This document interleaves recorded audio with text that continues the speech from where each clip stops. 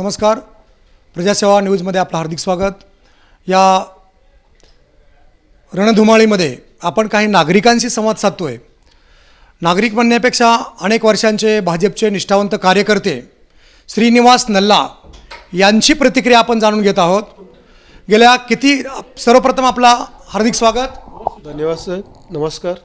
आपला परिचय? मी श्रीनिवास विठ्ठल नल्ला, भारतीय जनता पार्टी 1986 पासून सामाजिक कार्यकर्ता। हे सामाजिक कार्य करत असताना आपण कोणाकोणासाठी काम केलेले आहे आजपर्यंत मला जे भारतीय जनता पक्षाने जे उमेदवार दिले त्यांचा मी काम केलं। या ठिकाणी 1986 पाशी पहिला झेंडा या ठिकाणी नीलमनगर प्रभागामध्ये लावलेलं होतं।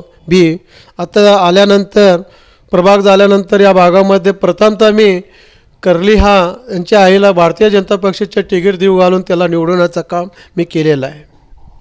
बरं, श्रीनिवास कर्ली हे सभागृहामध्ये काम केलेलं आहे त्यांनी, विरोधी पक्ष म्हणून। म्हणजे आपल्यासारख्या कार्यकर्त्यामुळे ते त्या पदापर्यंत पोचले। परंतु श्रीनिवास कर्ली यांनी आज त्यांना तिकीट न मिळाल्यामुळे त्यांची जी भूमिका आहे ते आपण कशा पद्धतीने सांगा?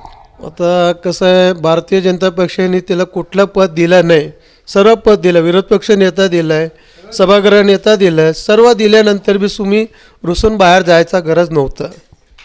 आणि एक तर तुम्ही निष्ठावंत कार्यकर्त्यावर अन्याय करून तुम्ही प्रत्येक वेळी तुम्ही बापूला का बोलतो तुम्ही विरोधक म्हणून?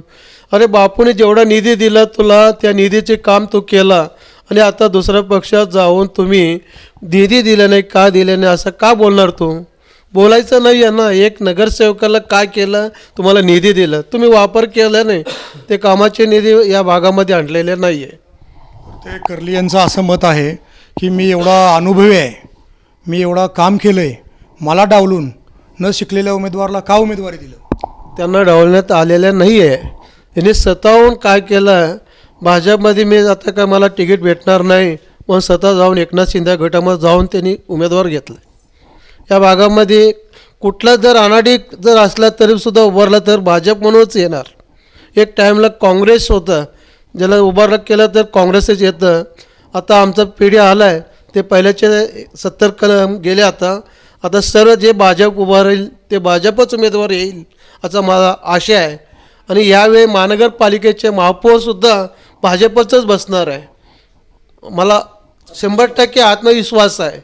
आणि या ठिकाणी महिलांसाठी मोदींनी जे काय जाहीर केलं ते काम गरिबापर्यंत इथल्या नगरसेवकांनी केलेत। आमचे व्यंकटेश कोंडी आणि आपला बसवराज केंगळकर हे नेहमी आमच्या मागं राहत होते, आम्ही त्यांना साथ देत होतो। त्यांनी आमच्या मागं आम्हाला विचारत होतं आपण काय करायचं, मला आपण या रोड करून द्या, हे करून द्या। त्यांच्या माध्यमातून आज जवळपास या ठिकाणी 18 ते 20 रस्ते बापूकडनं निधी आणून एक काम व्यंकटेश कोंडीने करून दाखवलं।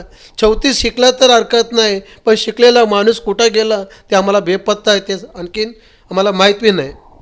निश्चितपणे आपल्याला तुम्ही म्हणलेला बरोबर मुद्दा मांडलेला आहे, शिक्षणापेक्षा काम महत्त्वाचं आहे। तर आपल्याला हे जे श्रीनिवास कर्ली म्हणून एवढे भाजपनं एवढी पदं दिली, एवढं नगरसेवक तिकीटं दिली आणि अचानकपणे ते पक्षाला सोडून निघून गेले। सोडण्यापूर्वी तुम्ही एक निष्ठावंत कार्यकर्ता अनेक वर्षाचे, तुमच्याशी काय चर्चा त्यांची? काय चर्चा वगैरे केलेलं नाही, फक्त येऊन त्याने डायरेक्ट हे केलेत। आता त्याला माहीत झालं आहे भागामध्ये उभारला तर आपल्याला मतदान करणार नाही का? आता खोटं बोलायचं, किती खोटं बोलायचं, आपण कसलंच पाहिजे ना, खोटं बोललेलं पसलं पाहिजे। ते गल्लीमध्ये होत नाही आहे, प्रभागामध्ये होत नाही। ज्या ठिकाणी आपण जातो समाज म्हणून, समाजामध्ये सुद्धा व्हॅल्यू नाही आहे त्याला असल्यानं आज आमच्या पक्षामधनं गेलं तर बी का आम्हाला बरं हे नाही। दुसरं कार्यकर्त्यांना आम्ही तयारी केलो, त्या तयार करून ते 4ही नगरसेवकांना मी निवडून आणण्याचं काम मी जबाबदार घेणार आहे या ठिकाणी।